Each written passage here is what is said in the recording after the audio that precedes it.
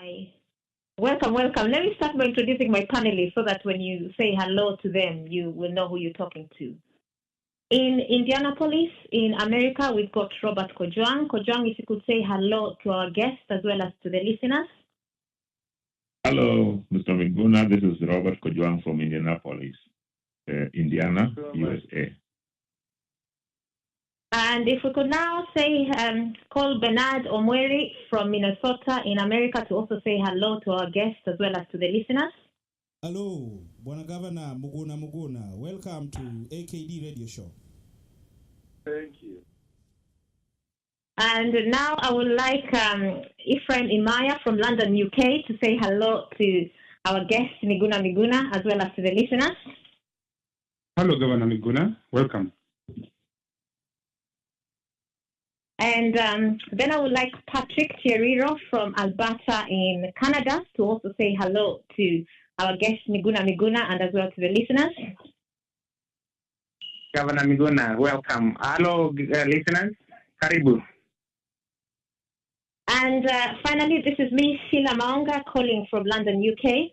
I would like now to formally welcome Governor Miguna Miguna to our AKD Radio. Tafadhali, mgeni wetu, could you say hello to the panelists and as well as to the listeners? Hello, everyone. Hello. Hello. Hello. Thank you very much for hosting. Oh, we're very welcome and honored to have you. This is AKD Radio. We have a list of questions here that we've compiled from our members, the members of Association of Kenyans in the Diaspora. And if we could just go straight to them because of time.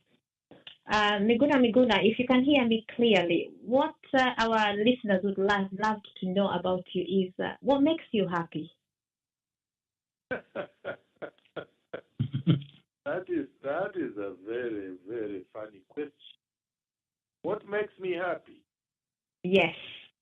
What makes me happy is justice. Justice for the underprivileged. Justice for the oppressed. Justice for the exploited. And justice for the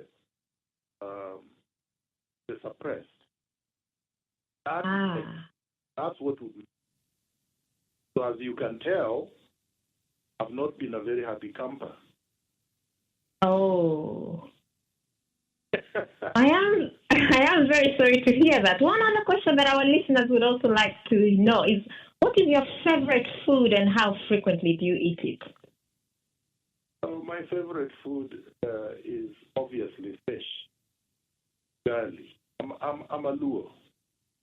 So yes. There is no Luo I know of that does not enjoy ugali. That remains my favorite. Oh, and how frequently do you eat it? As frequently as you can in North America. It's not as frequent as I would like it, but when I'm in Kenya, almost every other day. Oh, okay. Thank you very much for answering that. If we could move on to other questions as well. It has been reported that you want to run for the position of the Governor of Nairobi County. On what party ticket do you want to do so and why? I don't know why people ask the way it is asked. What party? The people are still stuck on the old constitution. We had a new constitution of 2010. Mm-hmm. In the new constitution, it gives everyone, and it says everyone, whether through a party or just yourself, you can run for any office, even the presidency. So I will be running as an independent. I don't need a party to run. Mm-hmm. Yes, and in any event, yes, parties' names do not appear on the ballot. It's just individuals. Even Uhuru Kenyatta will just be running as Uhuru Kenyatta as president, even though he has a party. So at the end of the day, really, the person that people vote for any position is just a person. Oh, thank you very much for that. So, how would you rate your chances of success?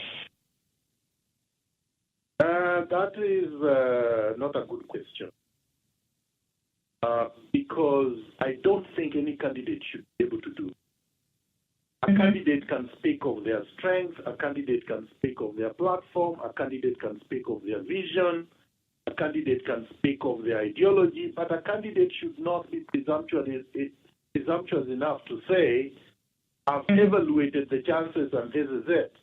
Now, obviously, I think I have chances because if I didn't, I wouldn't contest. And I'll tell you why, without rating it. All the other candidates come from the two coalition parties. They are actually not candidates. They are just aspirants because the parties have not done their nomination. So if you look at Jubilee and then you look at CORD in Kenya today, the amount of money that is being given to the county, the development that that money does, for example, in Nairobi, is minimal because of misappropriation and corruption. Money is diverted to individual pockets instead of going to service delivery. And that affects both parties. So, in a way, it demonstrates to Kenyans that parties don't deliver, at least in Kenya. That both parties and coalitions are basically the same when we are talking about corruption. Kidero is as corrupt as Ranguma in Kisumu, as, say, for example, the governor of Mombasa, governor of Murang'a, or any other governor in Kenya. There is none that you can say has delivered on the mandate that is provided to them by the Constitution. And the Auditor General has been consistent on how much money Kenyans have lost. So I come in. Yes. If I could just finish, I know that you are pressed for time. Yes, go ahead. I come in as the only person who does not belong to either party and does not come with the baggage of this corruption. My record is very clear in public service. I worked for the former Prime Minister for 3 years as his senior-most advisor. There has been no allegation of corruption. I've never been involved in any. I've practiced law for 21 years. I have had no complaints to the Law Society. I have had no complaints of misappropriation of public funds. So when you have that against the characters that we have, the people will have a choice between integrity and corruption. So do you feel you have the experience needed to run Nairobi? I don't know what you mean by experience. I can run Kenya. Okay. Do tell us how. I mean, yes. Mandela spent 27 years in jail. What experience did he get in Robben Island when he became president in 1994? What experience did Václav Havel in Czechoslovakia get when he was in jail for five years? What experience did Obama get as a community organizer in the U.S. before he became president? You don't need any experience except competence and integrity. That's all you need in public life. You need people who are honest, need people who know who have a commitment to discharging their public responsibilities properly. What experience does Sonko have? He's barely literate. He's a senator and he's running for the governorship, and many people think he's very strong. What experience does he have? What experience did Kidero have before he became governor? He looted and bankrupted Mumia. That is the experience you have in Kenya. So when people say, what experience, I sometimes wonder, are you looking for people who have participated in bankrupting public institutions? Is that the only experience that matters in Kenya? I believe that my experience as being clean, a professional who has worked for over 20 years as a lawyer in Canada and Kenya, places me in a very, very good position to steer Nairobi to prosperity.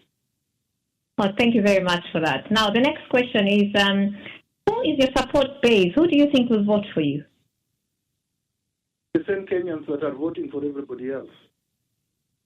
I don't come from Mars. I come from Kenya and I live in Nairobi. Okay. But then one other thing that when we were asking, when we were drafting these questions, one other thing that many people seem to feedback is that sometimes your character can come out as a bit brash and abrasive and quite quick to criticize others and pointing out failures in people. How would you mitigate this perception as a people's representative? That is a very good perception. Why should I entertain mediocrity? I mean, you need a leader that will not entertain mediocrity. That's good in a leader. A leader that does not entertain nonsense is good. I mean, what people expect, I mean, Kenyans, I don't understand what Kenya has become now. It's a country where fake humility, that a thief goes to church on Sunday and pretends to be very, very humble. Pretends. Then leaves church and goes and steals. Then, like in the case of Kidero, he even fights people publicly, slaps Shebez, fights with Sonko in the Senate, and he's supposed to be humble. Miguna, who does not fight with anybody physically, but only talks about corruption and fights the corrupt, that is the one who is abrasive. You see how values it's upside down. I am abrasive against corruption and will never apologize and will never stop. And I believe that is what Kenyans want. When Michuki, and he was not like a very good leader in terms of integrity and whatnot, but when he took the Ministry of Transport, was he laughing with people when he was trying to straighten the matatu business in Kenya? You don't need that. We are not looking for the Pope. We are not looking for Mother Teresa. This is not a church procession. This is leadership. And what you expect of a leader is decisiveness. Don't be nice. I'm not trying to woo a woman to marry. I already have a wife. Okay. Thank you. Thank you very much, Miguna Miguna. Just to remind the listeners, this is AKD Radio, and today our guest of honor is Miguna Miguna. I would like to invite my fellow panelist, Robert Kojwang in America, to take over the next set of questions. Kojwang, if you can hear me, your floor, please. Yeah. Thank you. My question to Honorable Miguna is this. Nairobi City Council has some challenges that are unique to it: traffic congestion and transportation, water and power shortage, crumbling infrastructure, deplorable urban planning that leads to insecure structure, and all that kind. How do you propose to tackle all these challenges as Governor of Nairobi City Council? That's a good question. Let me tell you this. All the problems of Nairobi are not unique to. The problems of Nairobi are urban problems that would affect any urban area. In 2005, Governor Fashola, now Minister of State for Infrastructure in Nigeria, took over when Lagos was worse than Nairobi. The traffic in Lagos was worse than any other traffic in the world, with the exception of Mexico City. You couldn't move from the airport to anywhere within a day. It would take you 8 hours. There was no solid waste management system. And Lagos was much bigger than Nairobi. It was already more than 10 million people in Lagos. Within 5 years, because of strong, clear, and ethical leadership, Lagos has one of the best solid waste management systems in the world. And traffic moves everywhere else in Lagos. Now, when you look at Nairobi, what is it that is lacking? What is lacking is a leader that will spend his entire time, energy, and effort in solving the problems that are there with the amount of money that is allocated both by the Treasury through the allocations that happens to counties, through levies, and through strategic borrowing, to be able to use this money effectively in solving the problems instead of diverting it to people's pockets. So number one, leadership. That's what Nairobi needs. That's what Nairobi lacks. Number two, the moment you root out corruption, because people always talk about, oh, there is no money. we lose, like last financial year, according to the Auditor General, over 200 billion Kenya shillings. That's a lot of money. That's over 2 billion US dollars. That can build all the roads in Nairobi in 1 year. Make them wide, install all the lights, make sure that people obey the traffic lights and the traffic moves. It is also enough, more than enough, in 5 years, because you just have to multiply that times 5, to build even a subway system. Nairobi is the only city of 5 million people in the modern world where there is no transportation underground. You cannot transport 5 million people within the geographic space of Nairobi without having a rapid rail system, without having a subway system. You need that. Getting rid of garbage is the easiest one, the solid waste management. Then just getting rid of the slums. Let me tell you this, because I've not told many people this, but this will work.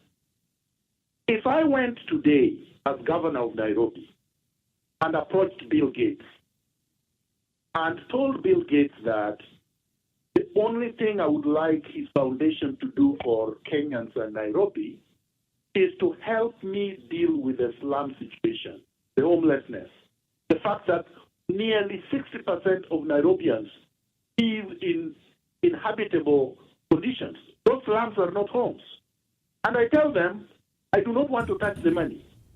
I just want you to fund me, but I want you to bring the people that will be handling this money for purposes of getting rid of the slums. You know, they will do it for free. The only reason you cannot get that money injected right now is because they fear the money will be stolen. But if they have somebody who is a leader, who is not going to steal, and who does not touch that money, that work can be done very easily. I'm just giving you an example. So what people think is impossible is actually very, very possible. And if you just going back to your answer, which you just said, that you talk about Bill Gates, how easy you think that, what kind of strategy will you have to have Bill Gates rolling in billions of money? No. I'm giving you an example. I'm telling you that right. If I were to do that. I'm not saying that is the only thing, or that is actually even within. We have enough money. I'm saying to begin with, we have enough money. Because I don't know if you know this. The city of Gaborone, because I can only give you examples that exist, and some examples, most of the examples are in Africa, because most people say, oh, don't give us foreign examples. This is Africa. So I'll give you African examples. Right. The city of Gaborone in Botswana, most of the city was built in 3 years. 3 years. Not 5, not 10, not 15, not 20. If you look at Rwanda, Kigali, since Kagame took power, right. Rwanda is a landlocked country with a population of less than Nairobi. And Rwanda has no resources other than human resource, which most of it is also imported from Kenya. That's for Rwanda, right? Right. Most of the people running its banks are Kenyan.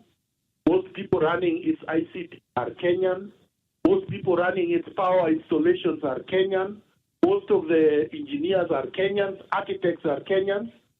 Rwanda has been growing at the rate of more than 11% for the last 15 years. And Kigali, if you go to Kigali today, will not even see a plastic bag because they take them away from you at the airport. Rwanda has developed, if you go to the main market, you cannot compare to Kenya. Yet Kenya has even oil. The GDP per capita in Kenya is higher than Rwanda. Kenya has much, much more in terms of human resource and everything else. So where is the money going? Why haven't we developed? Why is Nairobi lagging behind Kigali, or Addis Ababa. Now you get the point. It is leadership. Where Rwanda has Kagame, who does not tolerate corruption and who is a worker, Kenya doesn't have anyone like him. That is where the problem has to be fixed. It is leadership. Right. Good. Thank you for that. Now, if you were to be elected the governor of Nairobi, what will your agenda for improvement and development of the county, especially in the first 100 days in the office? I don't do 100 days. I think that is a con job. Most leaders who speak or promise 100 days are just conning the people, and I'm not a dishonest man. So I never ever will promise anybody 100 days. There is very little between 100 days. How long you intend to? No. But it's 5 years. Everybody has 5 years. I will do mine in 5 years. I will not promise anybody anything in 100 days.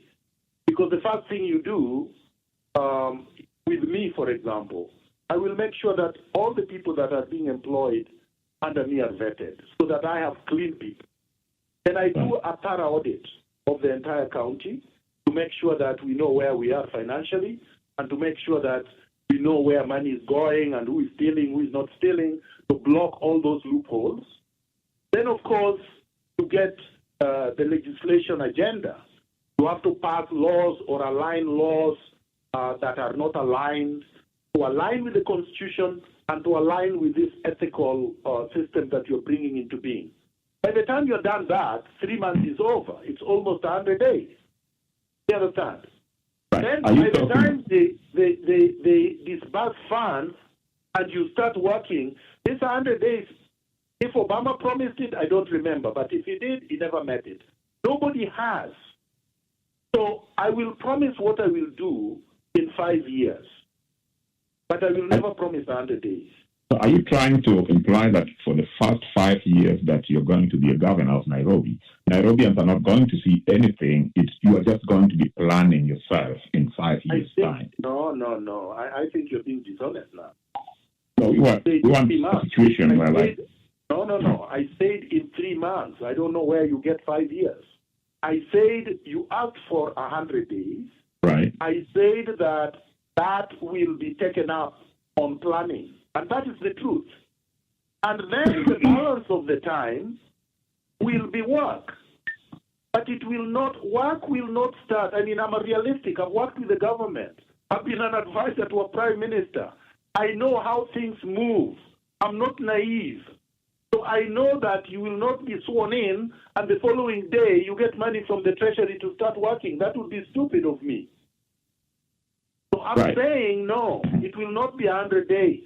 But in 5 years, for example, I would have my infrastructural plan unveiled and going full throttle. I would have all the corruption loopholes blocked completely. I would have my housing plan full throttle. I will have the solid waste management system already installed. I would have the scholarship system that I am going to unveil already operational. So there are things that will be done. But I'm saying in 100 days, it would be alive. How long? I said 5 years. Oh, 5 I thought years. that is what I started with. Every governor has only 5 years, and that is what you have to work with. And that is what I will work with. Okay. And how is there any observation from the panelists on the panel? Yes. This Patrick, Honorable Miguna, you have indicated above that you'll do a thorough audit. And in a previous interview elsewhere, you have said that should you become the governor, you'll carry out a forensic audit. And that is consistent with what you have said about of everything, and that you will not use a Kenyan company to do this audit. Why not use a Kenyan company, Honorable? They are all corrupt, my friend. Come on, let's be real. Give me one Kenyan company that can do the audit. There is none. Listen, I lived in Kenya for 8 years after having moved here from Canada, and then worked for ODM, and then eventually worked for the Grand Coalition government. I can tell you on my mother's grave, there is not one single company that can do a thorough audit that will stand a squat test. None. So I will get an audit firm or a group of professionals from abroad. I have no problem saying they will be from abroad, and they will be one of the best. They will carry something without favor, without fear. They will finish and they will go back to their country. They don't have to be scared of the cartels killing them. They will come, work, and go. I will have the report and I will enforce it. Yeah, let me also thank you, Honorable. Go ahead. In your interviews and what you have said above, you are very vocal about the cartels that run the country, and indeed run Nairobi. How do you propose to wipe away these cartels? How do I propose to do it? Yes. Number one, my friend, we all know that the cartels basically control the corruption, right? So when I talk of City Hall, we know the main, I will explain to you the main mechanism, avenues. There is the land cartels, the ones that identify land, leases, for example, that are expiring, that need to be renewed, and they either grab this land that is supposed to be reverted back to the country, or they grab public land and infrastructure that are lying idle or that are not being used. That is very easy to stop. Because after you have done an audit, and you will be doing an audit of land and all public assets, you will know where you are, where things are, what needs renewal and what does not need renewal, what things were not renewed properly or regularly, and what things have not been renewed that have been renewed regularly. You will also know what rates have not been paid and which property should be repossessed. Once you know that, then take charge. Now, through the audit, the people that have been involved in this activity will also be identified, and the companies directors, to take the information and to adduce it to the DP or whatever authority there will be, so they can always change by the time you get into positions of power, and have these people prosecute. The problem now is that the people who are in charge of public offices use the evidence that they gather to extort money from the cartels, or get into bed with the cartels so that they can share either land or assets with them. So that's land. Then you get to the tendering committees, and the systems within the tendering system. You dismantle whatever system that there was before, and you reconstitute them with people you have vetted and that have passed the integrity. There is a chapter, the Constitution called the integrity chapter. Everybody would have to pass it for them to work for in my administration. Once you have those tender committees reconstituted and you inject new blood, clean blood, the systems will start moving. The cartels will no longer be there.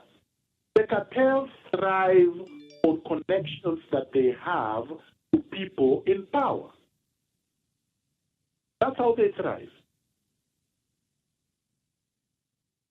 Thank you very much, Mheshimiwa Miguna Miguna. If I would just remind the listeners that this is AKD Radio, and we have Miguna Miguna with us today. Kojang, if I would hand back the floor to you. Kojang, right. Please go ahead. Yes. Now, if I may ask, in part of your governing whatever, how do you plan to deal with the illegal street hawking that is an eyesore in Nairobi, and the results on the city as carry brutality?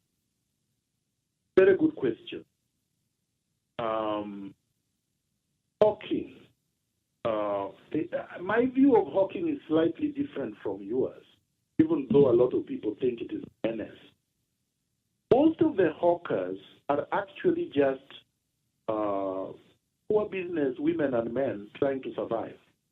They are trying to sell their wares because they don't have a means. They are trying to earn a living, but they don't know where to sell it. They don't have markets. They don't have a regulatory regime within to operate. So say, for example, if you go to New York, you will find hawkers, but there will be very few, and they will be regularized. They will know where they can go and where they cannot go. All you need in Nairobi, which you don't have now, are adequate facility markets that are affordable, accessible for these hawkers to use for purposes of selling their wares. And that's exactly what I will do. I will construct markets, public markets, that people can use, that are secure, they are clean, they are affordable, and these people will be able to get their customers without having to go into the CBD. Then I will institute bylaws that will be enforced by arresting people who are violating it. If you're selling in places you're not allowed to sell, you will be arrested and you will be prosecuted or fined. That will deal with the hawking system. Right now, Kidero spends most of his time learning where the loopholes are so that they can steal. Every single day he's getting more than 10 million Kenya shillings delivered in briefcases at home, from parking and whatnot. And these ones I know. So they are concentrating their effort and energy in where they can extract, not how they can bring order in the city. There will be a big difference and paradigm shift. My concern will be getting order, law and order, getting the town and the city moving, creating jobs. Once you create jobs, once you enforce some of these things that I'm talking about, you have a solid waste management system going. You have the slums reconstruction going. You have road works being done. You have the C1 storm systems being done. The youth that are on the street will not be there. They will be working. The people that are working there are just people trying to find a means of livelihood. Once you create employment and you now hire them and they are working like here, there will be nobody on the street hawking. People will find what they have to do. Thank you. What compromises, if any, are you ready to make to win the gubernatorial seat? It depends on with whom. Who am I supposed to make compromises with? I will not make any compromises with the cartels, because making compromises with them means you become yourself a cartel agent. And so it defeats the whole purpose and the foundation of my campaign. I've been very consistent, my friend, since I was a young boy. I have not changed. I was a student leader in Nairobi in 1987, and we fought Moi and his one-party dictatorship. And since then, I've not changed. I hope somebody can come and tell me this is where you changed. Never. Never bent an inch. Part of the reason why I did not survive with Raila Odinga is exactly what I'm doing. Never, ever changed. They wanted me to compromise, and I couldn't. I don't compromise with corruption. That is really where the discussion ends. Right. Bring it on the table, and I leave. Okay. I get you now. In our previous interview elsewhere, you have said that Nairobians should vote for you because you live like them and experience same problems like them. Do you feel that you can identify with the needs of the common Nairobians on the streets? And also, is your life and your experiences similar to that of the common Mwananchi? My friend, I don't know what a common experience is, but I can tell you this. that when Americans speak of my experience, you speak of your experience. Really what you mean is this.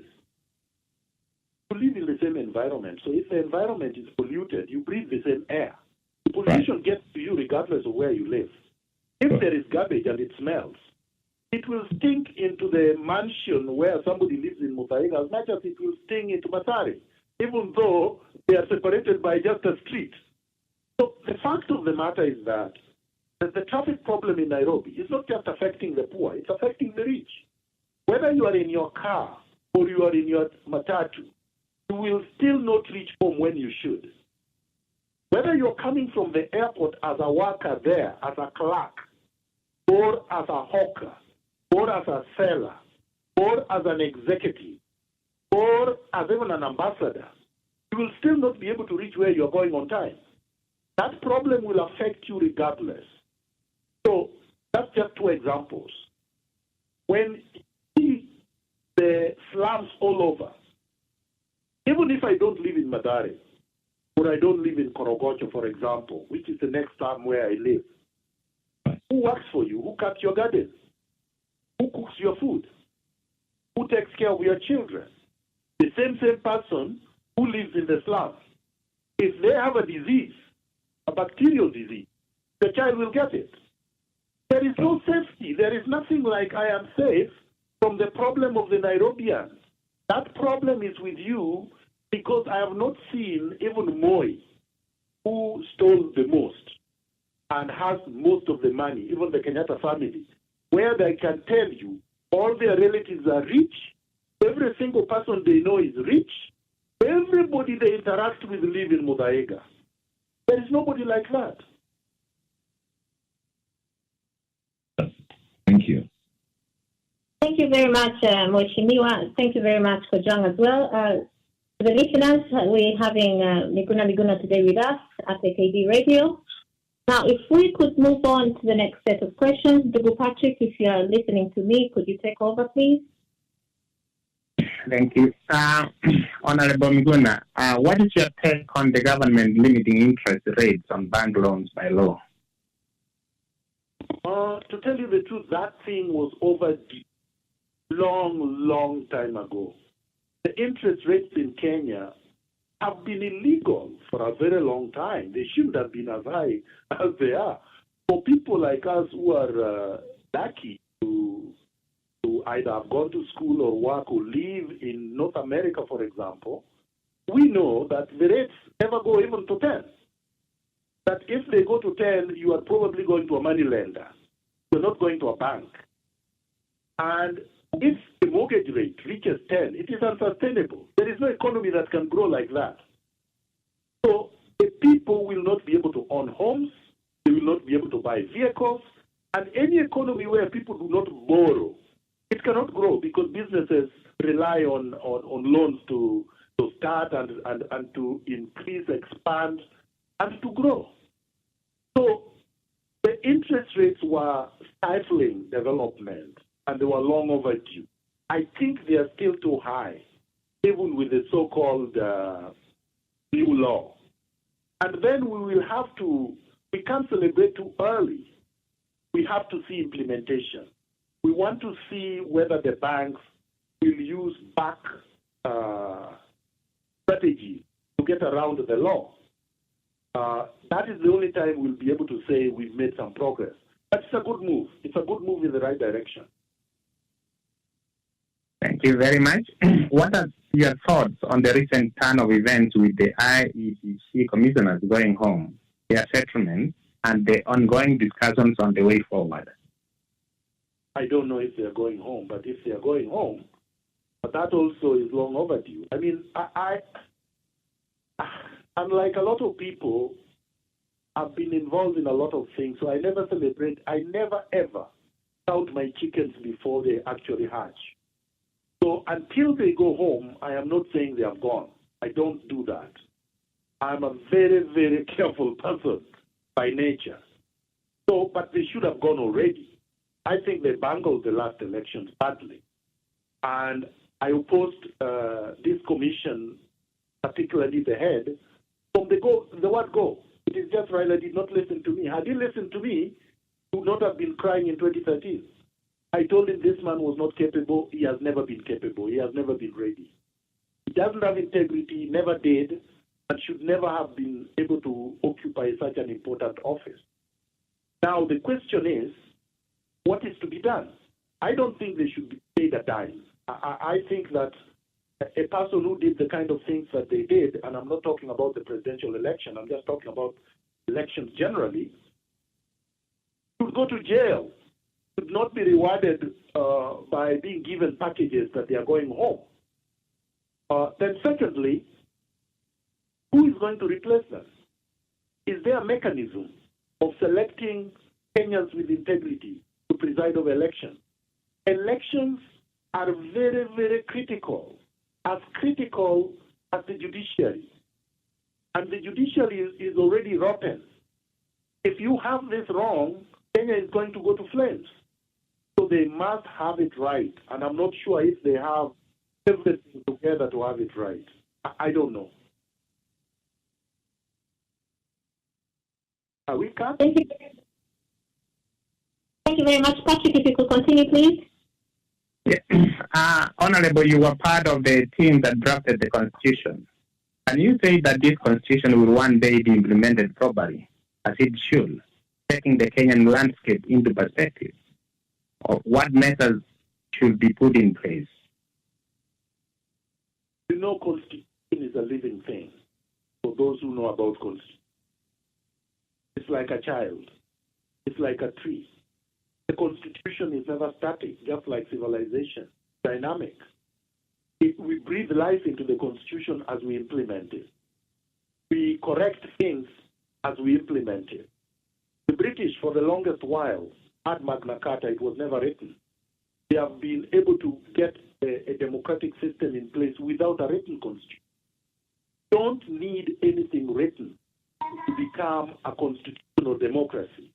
What we need are leaders of integrity to take charge of leadership, to bring a constitutional dispensation. So I don't give a lot of weight to written documents if you don't have implementers who can actually enforce them. It's just a piece of paper. But it's only when you have leaders who can implement it that we can talk about whether or not it will be implemented fully. For as long as Kenya is governed by thieves and crooks, the majority of them, the Constitution will never be implemented. But the moment you clean up the system and you start having men and women of integrity, people who are dedicated to public service, they are not entering public service to make money, then it becomes second nature. The Constitution will be implemented. And they can even do better than what is written. Thank you very much.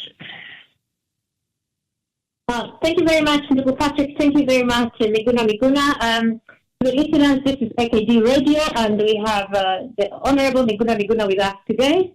If we could move on to the next session, I'm going to invite Ephraim Imaya to take over the floor. Ephraim Imaya, if you're listening, the floor is yours. Thank you. Honorable Miguna Miguna, as a diaspora Kenyan yourself, how do you think Kenya can best tap the potential of the Kenyan diaspora rather than just waiting for the remittances? That's another good one. And that has been asked over and over again, and I have a problem, a very big problem. Kenya, not Kenya as a state, but Kenyans in Kenya have a very funny relationship with the diaspora. They want your money, but they don't want your input. If you bring ideas that are unique, fresh, or even superior to ideas they're used to, they tell you go back to America. It is as if, I've never seen that kind of tendency except in Africa. If you go to any other country, you go to Philippines, you go to Israel, you go to Italy, you go to Greece, they welcome their citizens that left and have made something out of life outside their country and are coming back with new expertise, new experiences, new innovative ideas, money. They welcome them. They have created ministries, whole departments that are just run by people from abroad, not in Kenya. And the reason being that the system is controlled by cartels who know that new ideas will bring transparency, will bring accountability, that will deny them oxygen. So chaos is a system where crooks thrive. A clean system, a crook cannot thrive in a clean system. So they know that if you allow a lot of the diaspora to have a say in the management of public affairs, you will have sufficient numbers that will be able to influence how matters will be run, how affairs will be run, and they will become transparent. My challenge to the diaspora is this, because I think the diaspora, part of the blame is on the diaspora. First, you don't speak often enough, don't speak loud enough, don't speak in a united way, and you don't support good causes. The diaspora allows itself to fall in the same traps of the people in Kenya, doing things because Raila said, because Uhuru said, because it is a Kikuyu, because it is a Luo, oh, I don't like a lawyer. This is what has brought us where we are. So we are as fragmented in the diaspora as we are fragmented in the country. And when you are fragmented and you are being ruled and governed by the crooks, they love it. Because let me ask you, which country in the world can have Sonko as a senator? Which country in the world? The man barely knows how to read, leave alone write. The man is a confessed prison convict that ran away from prison, meaning he still has a criminal record.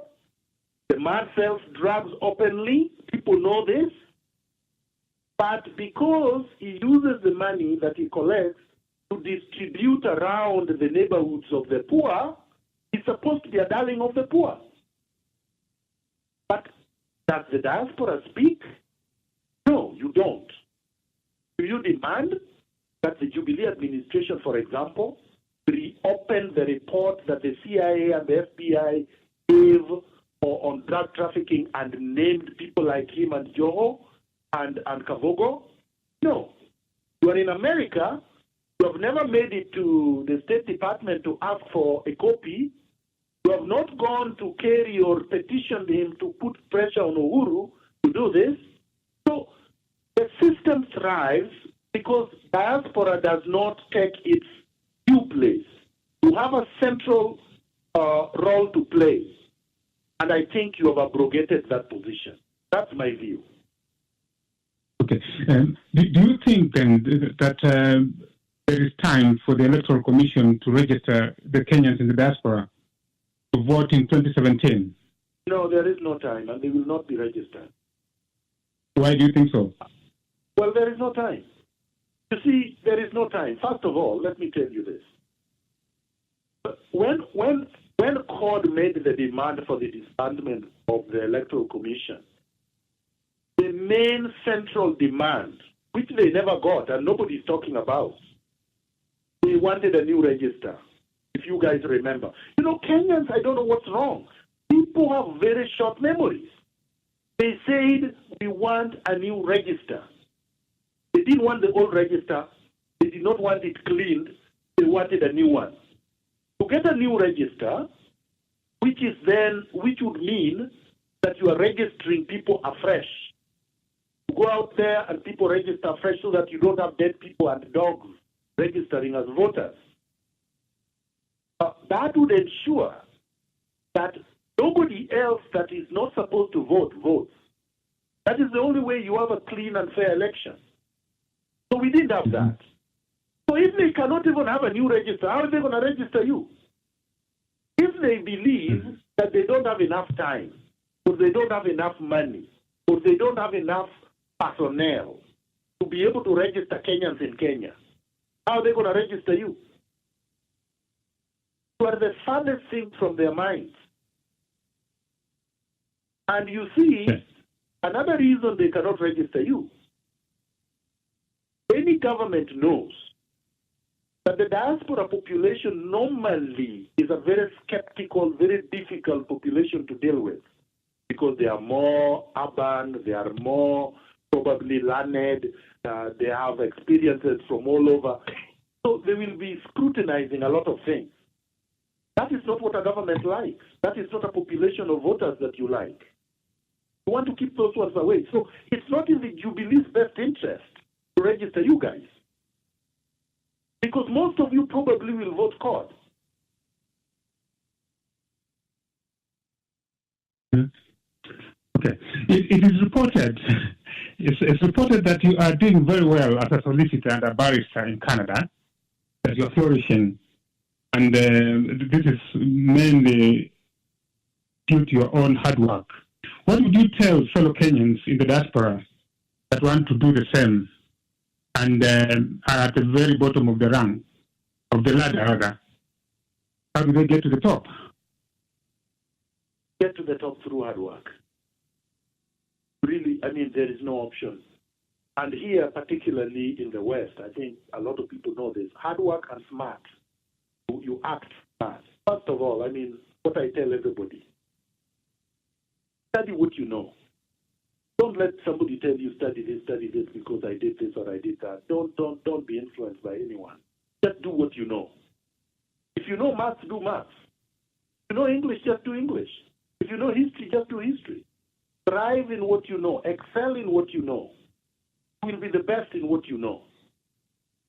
Then nature takes its course. It will place you where it places you.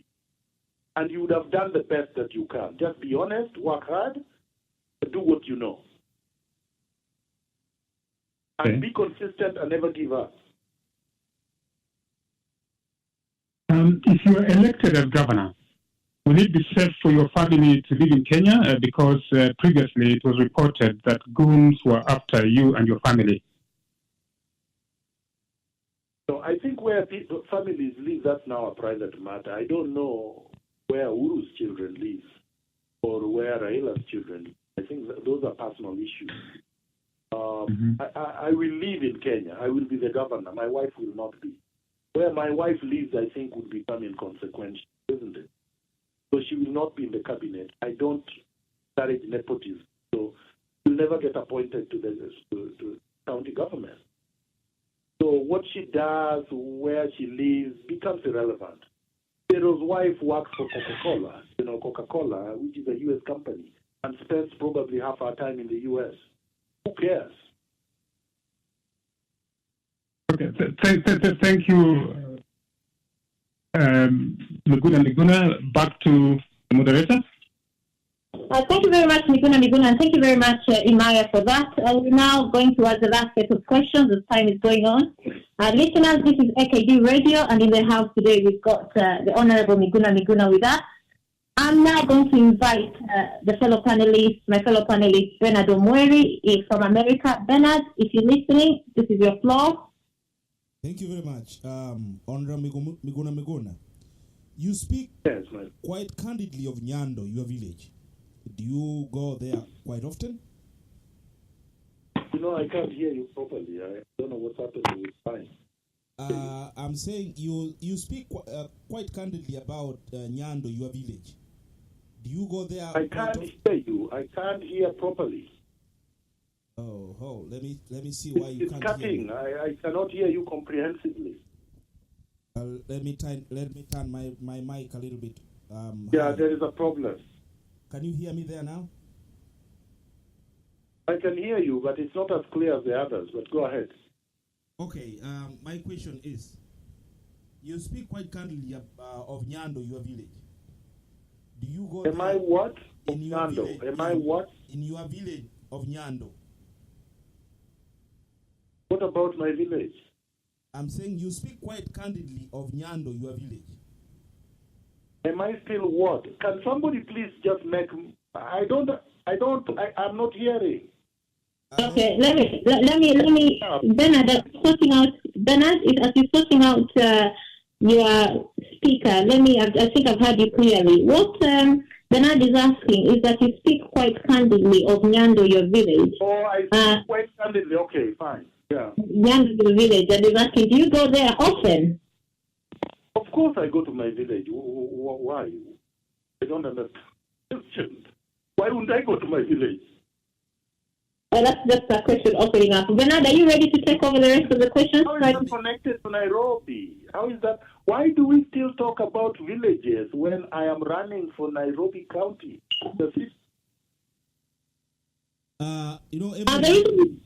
Go ahead, Sheila. What is the connection between my village and Nairobi? The connection between your village and the Nairobi Mheshimiwa is that this is a personal journey that you made. I think more questions that Bernard will ask about if you see the relevance why it has to do with running in Nairobi. Bernard, no, I don't see the relevance. I go to my village like everybody else. Oh yeah, so then maybe the next questions Bernard would ask to make it more clear. Bernard, try to see if your speaker is working okay, or otherwise I may have to be a translator for you. Are you a celebrated son of your village? As villagers are known to do so once of their own makes it. What kind of nonsense is that? That is complete nonsense, my friend. And I call it nonsense because it is. What do you mean, am I a celebrated son of my village? Why don't you go and ask the villagers? No, that is what we really want, Mr. Miguna Miguna. No. It's completely irrelevant. I'm not going to deal with irrelevant questions. What does that have to do with Nairobi? Okay, let me bring you home.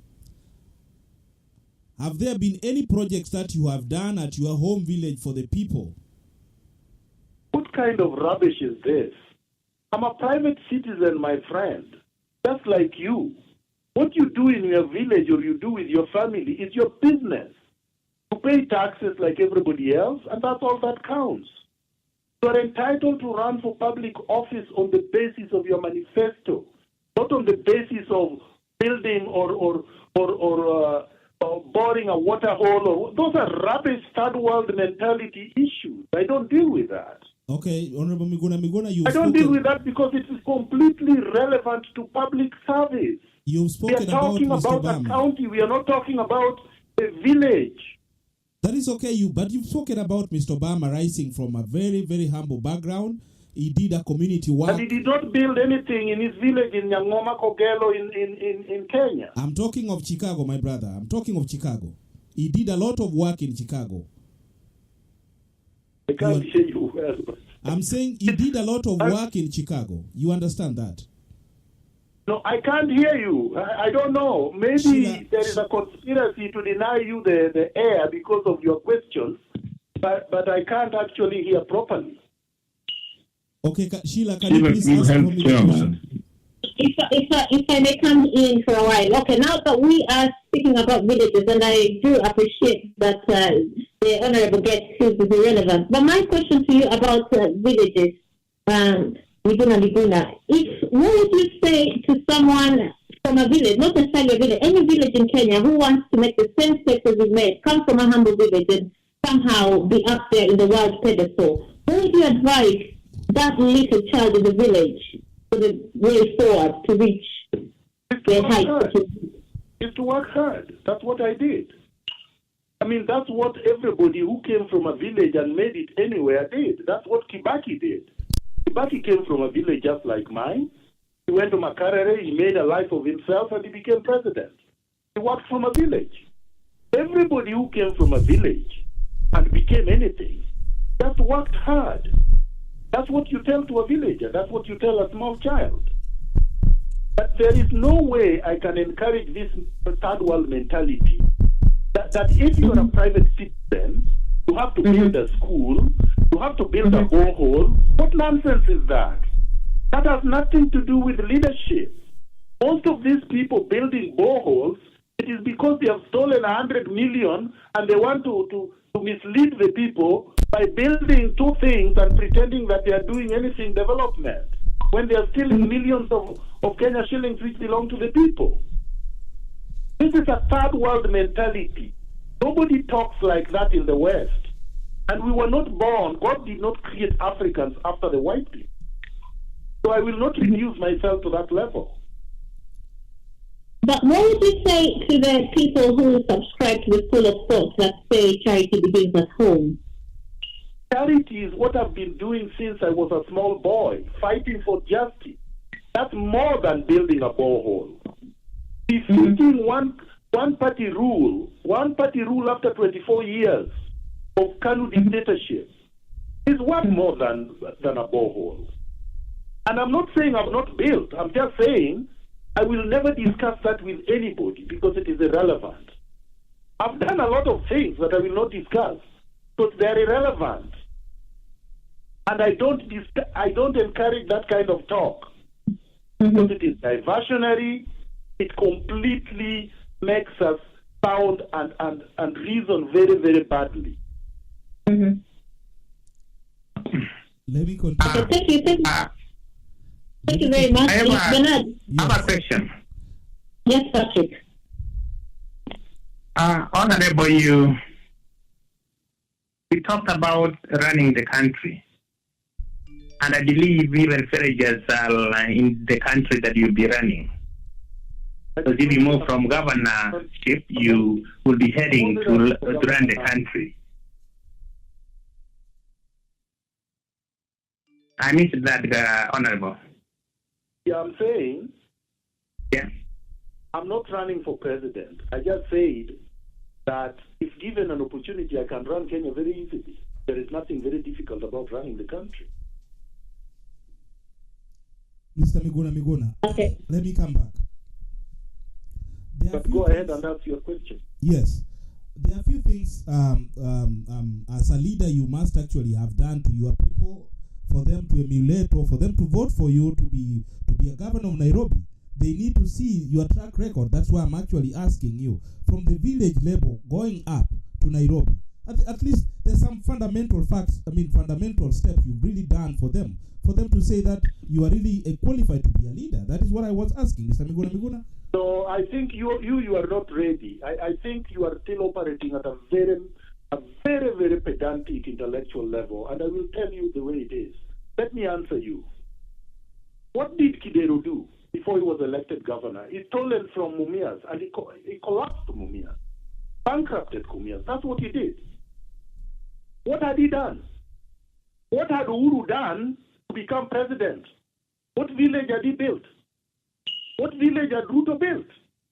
What village did Raila build? What village did Obama build? You know, don't ask questions without thinking through what you are saying. We live in a world that is made of human civilizations. What had Mandela done to his village before he was elected president? What had Nkrumah done? What had Kenyatta done? Kenyatta went and lived abroad for 10 years as a gardener, came back and became president. What had he built in Gatundu? So don't ask questions as if you are talking to someone who does not think. Okay, let's leave that one. Let's leave that. Leave the village completely out of this because you will not win that one. I'm not running for a governor's position, Mr. Miguna. No, I'm running, but I'm not running on the basis that any question or if you ask me something that makes sense or does not make sense, that just because I'm looking for votes, I will talk like your typical politician who is so connish, who is so hypocritical, who is so deceptive, who puts up a fake humility to get votes. I don't do that. That's okay. I'm good with that, Mr. Miguna. Let's go to the next question. You are powerful and influential senior advisor to Raila Odinga. When you fell out with him, however, you had a scathing expose on him, captured in your book. I had a what? You had a scathing expose on him. What is it? What was the expose I had on him? It's captured in your book. Peeling back the mask. What was it? Tell me what it was. Peeling the mask. The book is 600 pages. What exactly are you talking about? A book is 600 pages. What question are you asking about the book? The book, we cannot start discussing about the book, but basically the book is giving... So what chapter, what page, what particular issue are you asking about the book if you have read it? I can't. You can't ask a book. You can't ask a question about a book you have not read. And if you have read it, tell me the chapter, tell me the page, tell me what you are asking about. Okay, why did you live with all this impropriety until the falling out? Or was it just a case did I of live you with what? read? Have you read the book? Have you read the book? I've read the book entirely. Entirely. If you have read the book, tell me which chapter you have issue with. Tell me which one. The issue of saying that Raila is a con man, Raila is not ready to be a president of Kenya. What is wrong with that? What is wrong with saying that? That is what we need you to expose a little bit more. No, I'm asking you, what is wrong with me saying that? What issue do you have there? Raila's built roads in Nairobi. You know that one very well. They built roads from what? You don't know that Raila built road when he was a public minister, a road work minister? He was a minister in the government of the Republic of Kenya. Surely. Did he, did he? No. But did I say Raila did not build, Raila was not a minister of roads? I'm trying to tell you. Is there anywhere in my book where I say Raila was not a minister of roads? I'm not, Mr. Miguna, let's No, I'm asking you, you said that I said this, and I'm asking you, is there anywhere in my book where I say Raila was not minister of roads? You said is okay, the moderator. Of leading. Bernard making no sense. What does he have a problem with in the book? Tell me what the problem is in the book. Bernard and the Honorable Miguna, I am going to step in right now, and I am going to say we let that question lie. My question to you, Mr. Miguna, just before we call off, my last question to you before I give you the floor to talk to the Nairobi voters. Do you think you could work with Raila again if the opportunity presented itself? You see, my friend, the problem I normally have is this. People accuse me of things I have not done. You see, if somebody wants to say that you did something wrong, it better be that that thing is wrong. So let's say, for example, you say something and it is not true. Somebody can say, look, you say this, but in fact, the fact is this. So at least you can discuss it. But if you didn't lie in the book, what is the problem? So let me tell you this. Whether or not I can work with Raila Odinga, I can work with anyone in a position of responsibility. If, say, for example, I'm elected governor, and Uhuru Kenyatta is the president or Raila is the president, you have to work with them because they occupy a public office that you must work with. But I don't have to work with him as an individual. This is not about friendship. This is not about whether you like somebody or not. This is about respecting institutions. Listen, I practice law. And we go to court here, even in Ontario here. And there are judges or police officers that we know are racist. Don't I still go to the same courthouse and still represent a client, even though I know the police officer is racist? If I can do it here, which is the headquarters of racism, what would prevent me from working with someone whom I disagreed with politically in Kenya? I was in the same government, representing the same Raila Odinga, and could meet with the advisor to Kibaki, whom they were not seeing eye to eye with. And sometimes I was the one negotiating between them. No matter what the propaganda is, even within ODM itself, there are ministers, if this man has read the book, there are ministers Raila could not speak with that I was the only one who could speak with them on behalf of Raila. And then people tell me I would not be able to work with anybody. How was I able to do it for more than 6 years? I mean, these people just forgot that this man was with Raila for 6 years and was at a very high position. And within the party, not everybody agreed that Raila sometimes was not even talking to Ruto, for example. But I could go and meet with Ruto and come back and tell Raila what Ruto said. If I was able to do it then, what happened to me now? So it's just common sense. I don't understand why people don't just be yourself and use your brain. This man has not lost his brain.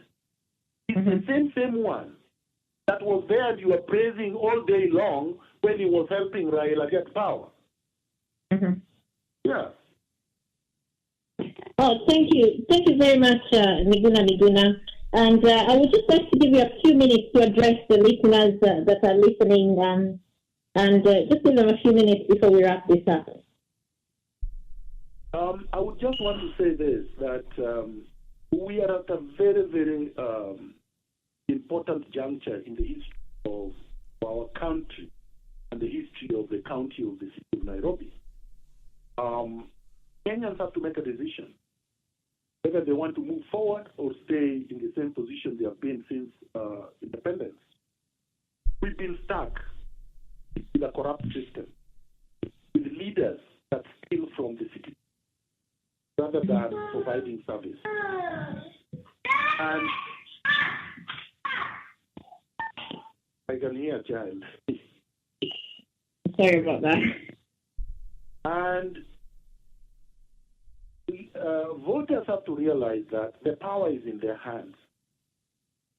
Whether they elect leaders that they can trust, leaders of integrity that will be able to take care of the money, the taxes that they pay. Or they will continue to have the same status quo of leaders that steal every single cent that they pay towards taxes. I represent this kind of fresh leadership, leaders from outside the cartel-controlled system in Nairobi that are trying to clean up City Hall and bring order, accountability, efficiency, and integrity to the system. And I think that is what the citizens vote for. That's what I'm bringing. That's all I am bringing. Thank you very much, Miguna Miguna. And from the panelists, if anyone has parting shots to give to Miguna Miguna, this is the time. Hello, thank you very much. Can you hear me? Yes. Hello, can you hear me? Yes. Okay, I'm just thanking you very much, Mheshimiwa Miguna Miguna. Thank you for your time. It's been a brilliant chat we've had with you. I'm just going to ask if any of your panel members have any parting shot to say to you. I'll start with you, Kojuang. Kojuang, do you have anything to say to Miguna Miguna before we release him? What I must say with Miguna, that we need people like you. I just like the way you're tackling the issues, and I believe and I trust that whatever he's saying is not just mere say to please us, but is really going to be very practical, and we wait to see. Thank you. Thank you very much, Kojuang. Patrick, do you have any parting shots to say to our guests before we leave? Patrick, are you there? As we wait for Patrick, I would like to ask Bernard. Bernard, do you have any parting shots to give the guest of honor before he leaves? Thank you, Mr. Miguna Miguna, for being part of our discussion. And maybe next time we'll call you to give some more input about your gubernatorial seat in Nairobi. We are here to assist every Kenyan, and we like you, we love you. So anytime you feel to talk to us, please, Miguna Miguna, we are pretty open, and we are interviewing every Kenyan who is ready to work for Kenyans. And thank you very much for this interview. May God bless you. Thank you. Thank you very much, Bernard. And now, if I could ask Maya if he has anything to say to our Mheshimiwa before he goes.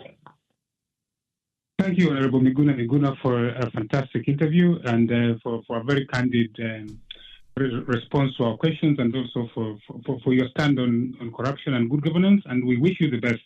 And I think Nairobians have a good candidate in you, and hope they make the right choice. Thank you very much. Thank you, Maya. Patrick, one more time, I'll try. If you're there, Patrick, are you there? Okay, yeah, I'm here. Patrick, are you there? Okay. Yeah, I'm here. Honorable Miguna, thank you very much for your time and for standing firm on what you believe, and I wish you well. We look forward to have more of these interviews with you again. Back to you, Sheila. Thank you very much, Patrick. Miguna, that is thank you from Association of Kenyans in the Diaspora. We've had a pleasant time with you. I must thank you from the bottom of my heart and say that you've been just wonderful and brilliant in this interview. You've been candid, you've been honest, you've been open and very elaborative in your answers. On behalf of Association of Kenyans in the Diaspora, we do thank you, and we hope that this is just the beginning of many more chats like this with you. We take this opportunity to wish you the very best in all you're doing in this gubernatorial race. We wish you all the best. And we'd just like to say thank you once more. To the listeners, we also would like to thank you very much for being with us during this time. We've felt your support. So thank you very much, and I hope you did enjoy the interview as much as we did.